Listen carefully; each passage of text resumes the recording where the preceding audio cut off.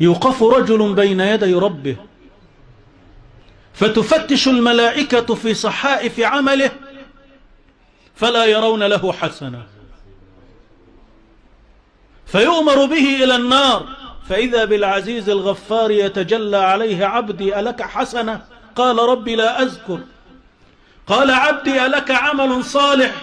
قال: ربي لا أعرف، غير أني كنت في الدنيا صاحب مال وكنت أداين الناس، فإذا حل موعد الدين أرسلت وكلائي فقلت لهم: من وجدتم عنده فاستوفوا منه، ومن لم تجدوا عنده فتجاوزوا عنه.